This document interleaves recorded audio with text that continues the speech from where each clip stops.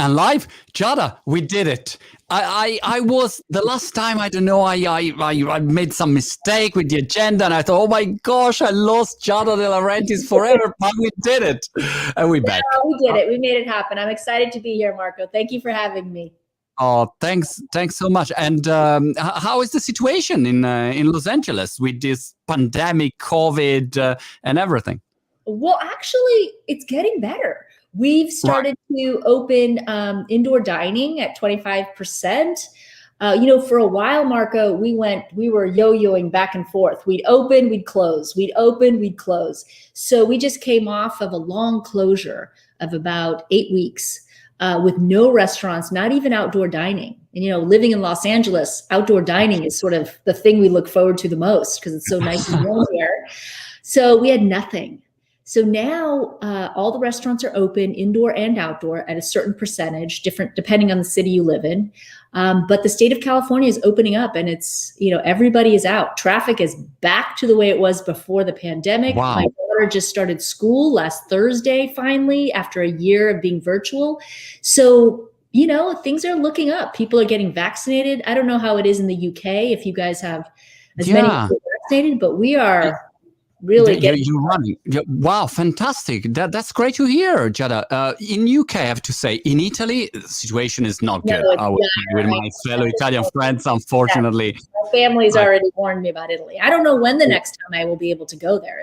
I think. Yeah, Italy is not really good. But in UK, after 1 year so, we had this vaccination running very fast. And I think I'll get vaccinated next month, something like that. So it looks good. It looks good. I hope it will be better. But in the meantime, Giada, during the pandemic, everyone tried to become a chef. Yes. Except yes. So I really need your help. And I also know that you are out with your new book. I really need your help because my wife the other night called me in a corner and said, look, we need to talk.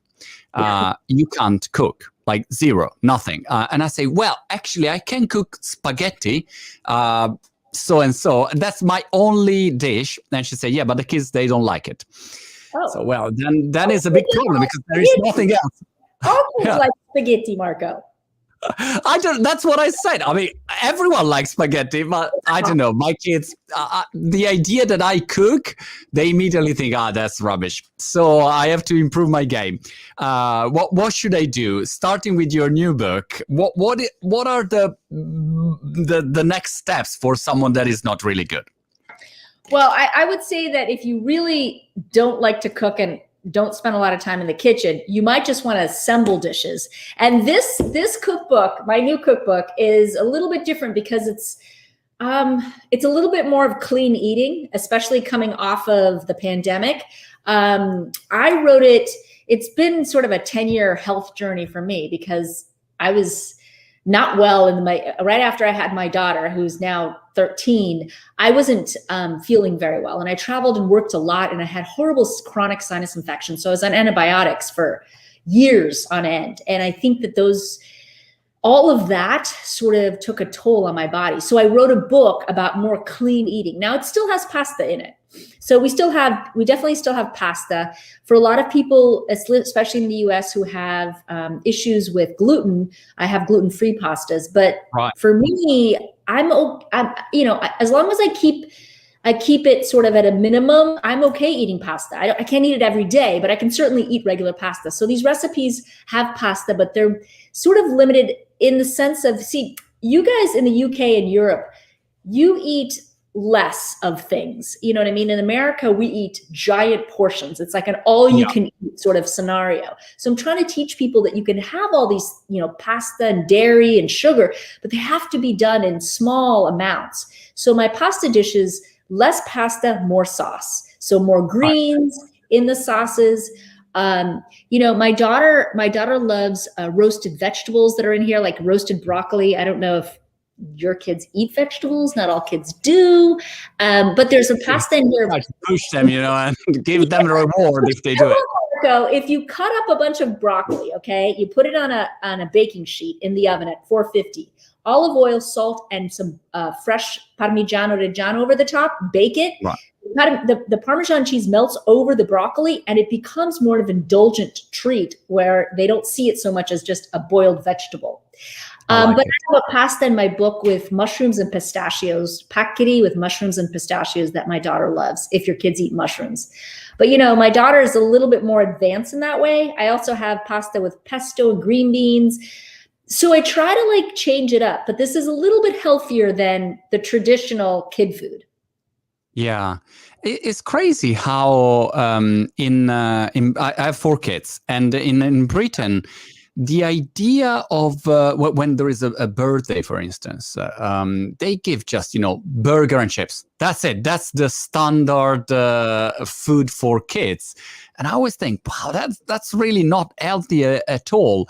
And especially now, I mean, that we are more aware about the importance of eating healthy stuff is still, I mean, in Britain it's like that. In Italy it's much better because at least pasta maybe is the way it is, or pasta and pizza are not really, I wouldn't say they are really healthy, but at least we have vegetable, fruit and all. We don't in Italy, Marco, we don't eat pasta and pizza every day. Yeah, we sure. Eat pasta and pizza, but it's not, and maybe they have pasta every day, but it's usually with a lot of other things. So it's not like I need a bowl of pasta and that's it. You have a little bit of pasta, then you have some meat or some chicken or something, and you have vegetables. It's folded into a bigger sort of menu of foods. It's not just pasta. It's different than it is in America, where it's pasta for dinner, that's all you get. And so you're going to eat more of it. It's a different way of relating to food and ingredients. And I think the UK and America is very similar in the way they think of food and the way they relate their relationship to food than it is in other parts of the world. Also, I think Italy has, they have a little bit of cleaner ingredients. They don't have as many pesticides. They don't have as much processed things as we consume in the US. So that's why I think the relationship is a little bit different. Absolutely. I'm going to test your Italian now, Giada, because you say Parmigiano Reggiano in a way that only Italians can say. But I have a comment here. Daniele say, sono stato nel suo ristorante a Las Vegas dove lavoro mio carissimo amico, spettacolare, which means he was in your Las Vegas restaurant and where his friend works, and he say spectacular. I don't know, where is it? I never been there. Las Vegas on the Strip at the Cromwell. So it's across the street from Caesar's Palace and diagonally across the street from the Bellagio. So where the Bellagio fountains are, that iconic fountain that you see? Well, we're directly sort of perpendicular to it, and we have a view of those fountains. So we open all of our windows, so you're suspended over the Strip, and you see all of those fountains going off all the time. It's quite stunning. We built it from scratch about 6 years ago. It was a parking garage. And so we leveled the 2-floor parking garage and we turned it into a restaurant with the kitchen. So I got to build my own restaurant, my own kitchen from scratch on the Las Vegas Strip. It's pretty much unheard of. So incredible. It's super exciting. And I think it's a very special place. It really is. And I have these wood-burning ovens that we make pizza and bread in, and a huge antipasto bar when you first walk into the restaurant. So the first thing you see is not a bar with alcohol, it's food. And you smell the pizza being made and you smell the bread baking. And I think it overwhelms people, and it's very inviting and kind of feels like my living room. So people love it. Fantastic. You see, like in the chat, like 3 people already been there. So I thought, wow, that's incredible. And I've never been there. How was the pandemic? How did the pandemic hit the restaurants? Are they open again now? They will reopen. What's the situation? So the pandemic, unfortunately, shut Las Vegas down completely. And for a time, nothing was open. It was a ghost town. I don't think that's probably ever happened in the history of Las Vegas since it's opened. So nothing was open. And then slowly last May, we started to open up a little bit. But the problem is with Las Vegas, it's a very international city. And so without international travelers coming in, the occupancy level was very low. So a lot of hotels were forced to shut down. They just can't be open. So they furloughed a lot of their employees. The good part about the employees is that most of them are union workers. So the union has a nice chunk of support money-wise that they could carry these people through, so they weren't going to just not go with a paycheck, which happens to independent restaurant owners. There is nothing. So if you're not working, you're not making money. So luckily, Las Vegas, we were able to support the staff, even though they weren't working. But so the summer was rough. We went through opening and closing and opening and closing. September started to level off a little bit. We closed down again because we're usually pretty slow during the holidays. A lot of locals and people traveling in from the surrounding states. So that would be Nevada, Arizona, California, a little bit. And then now in the last, I'd say, month, we have started to see a lot more. We're a lot busier. Yeah. But conventions are big for us in the week, during the weekdays. So without the conventions, we've only got Fridays and Saturdays. That's it. Right. Got it. It's been rough. But hopefully it will start to improve again. My prediction is that probably this summer, starting this summer, things will start to go back. Well, at least for us in the US, I think that the more people get vaccinated, yes, things will start to open. And I think that Americans will stay within our borders. They won't travel abroad so much because I don't think that we know when we can really do that yet until other countries get vaccinated. So there'll be more business within the US. So that means Las Vegas will be busy. Yeah, like internal tourism. Yes. Giada, I was chatting the other day with a friend of mine, Massimo Bottura. Massimo. That's so famous. It's so great. And I asked him, Massimo, come on, teach me some recipe that I have to impress my wife. And he said, yeah, come on, an easy one. And then he started to speak. And I said, look, man, I lost you. It feels like a mathematical algorithm. I don't know. And I lost you after 3 seconds. So my question is, how do you keep up with all of this? There are so many recipes and innovations in cooking and chefs and trends. How do you keep up with everything? And how do you position yourself? You keep your brand always relevant with this changing also social media, new people coming. What's your approach to this? That's, to me, it looks like chaos, and for you it looks easy because you're super good. But what's your approach? I think it definitely is chaotic. I think there are a lot of people in my world now that maybe weren't there even 5 years ago. I think social media has played a big part of that. And, for me personally, I try to stick to the brand that I built. It's very family oriented. It has a lot to do with the roots of my own family in Italy. So that's unique to me. And I try to build on that. And for me, it's about simplicity. Massimo is a phenomenal chef, but his recipes are not simple. And that's what makes him special, right? So for me, it's about being simplistic and bringing it back down to the basics of the way my grandmother used to cook and my great-grandparents, and going back to the roots of where my family's from, which is Naples. My grandfather's family had a pasta factory before World War II, pastas and sauces. So I kind of stick to the basics of Italian cooking and give it a more feminine sort of spin to it. Very homey, very motherly, sexy. I try to make it as sexy and pretty as possible with the photos and the way I do things, and kind of keep it relevant. And I have to say, I have a 13-year-old daughter, and she keeps me updated on social media and what's changing. And TikTok is huge here in America. So I try to do TikTok videos. I think the trick for someone like me is that I've been doing it for a long time, and staying relevant is difficult. And I think you have to evolve. And that's why with every book that I write, it's a different journey, right? As we get older, our journeys change and the things we learn change. So this book is sort of an evolution of where I've come from and where I've landed now that I'm 50. So, listening, learning, reading, paying attention to the youth, and kind of staying true to who I am and my beliefs. And and Marco, I try never to compete with people like Massimo. I know better. I can't compete with them. No one can compete with Massimo. He has like crazy things that does, so it's like impossible. But that's what makes him so special and unique. And I think you have to learn in this life what makes us special and unique and stick to it. And don't try to be like everyone else, because, that doesn't work. That's not how you're going to stand out. So it took me a while to figure that out. But, at 50, it's kind of fascinating to try to sort of reinvent yourself each time, but it's also a lot of fun. And so that's where I try to keep it. And eventually, Marco, I won't be relevant anymore. As we all grow older, other people step, in our place, and that's okay too. But I think there's room for all of us. All of us.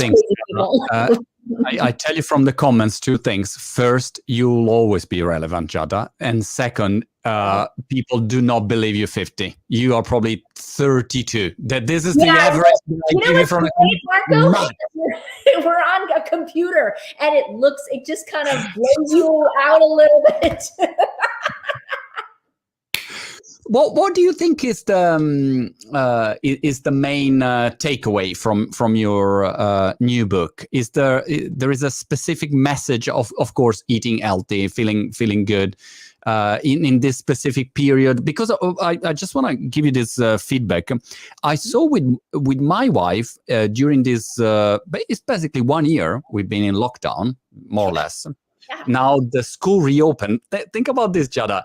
The school reopened 10 days ago, and in 2 days, kids will stay at home for 3 weeks and a half for the Easter holidays. So you think, oh my gosh, they just went back to school and now they go back home. Anyway, during this year, I saw my wife really going into cooking, because you're there and someone has to cook, and you try, to order this Deliveroo or whatever, but after a while, you really feel it's not healthy, like it's burgers or fast food, whatever you order. Expensive, yeah. Yeah, and it's not sustainable. So she started to cook, and she found some, like the British chef that resonate with her, and I saw they were really inspiring. It was not only about cooking; it was about the family and taking time to prepare. So it's a completely different level, and it's about being healthy. So I wonder what was the takeaway from your new book? I think for me in my new book, the main takeaway is that you have to listen to your gut, literally listen to your gut. And when you aren't feeling well, try to figure out what things really affect you negatively. And it takes time to do that, because you have to sort of eliminate things to figure it out. But a really nice way to do it is to do a 3-day reboot, which I have in my book, where you kind of cut out all processed food, all sugar, alcohol, dairy, the whole thing for 3 days. It's food. It's not just liquids. It's actual food, like salmon and vegetables and quinoa, things of that nature. But for 3 days, no processed foods, which means nothing jarred, basically nothing that's prepackaged, right? Even, almond milk is popular here, almond butter.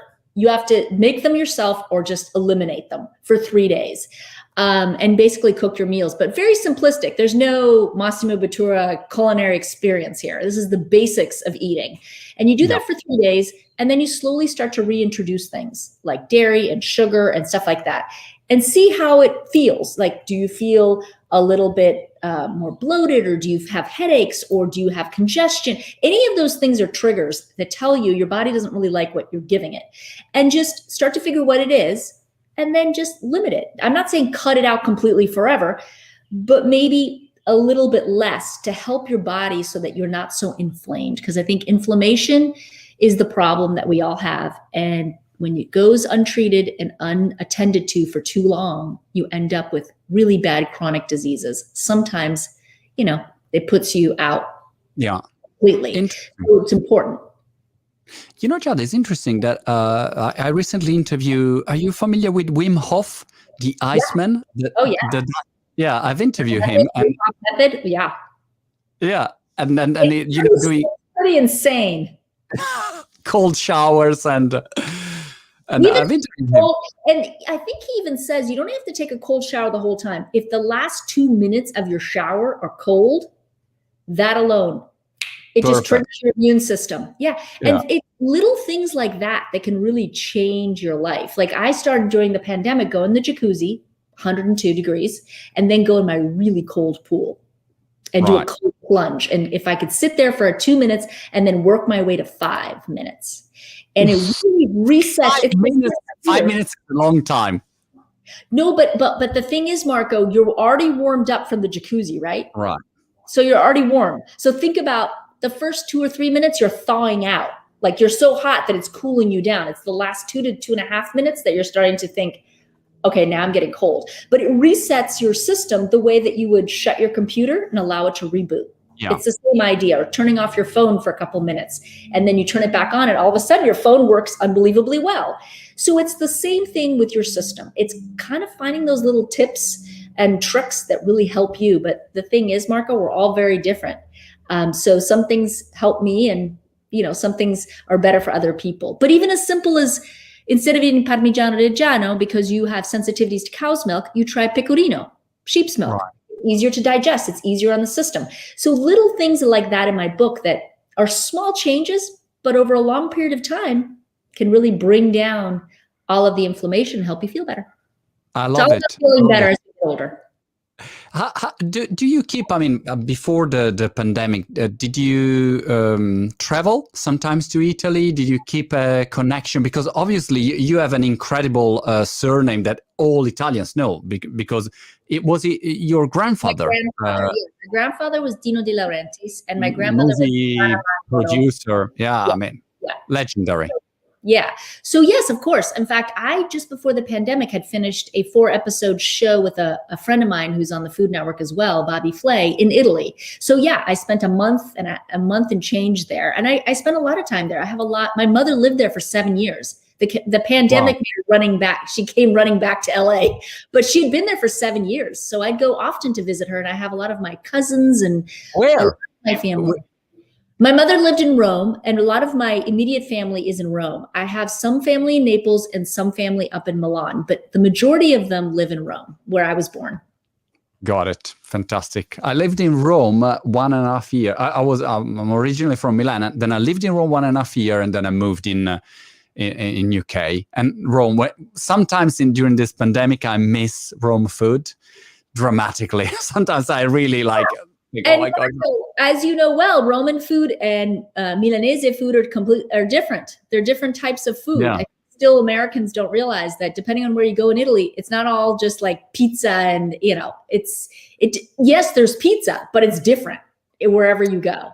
Absolutely. So. Giada, it was such a pleasure to chat with you. I really wish you good luck for your new book. And by the way, how did you promote it during the pandemic? Are the bookstores shut down, or they will reopen? How does it work? The bookstores have reopened, but a lot of the book sales are through Amazon these days here in the US.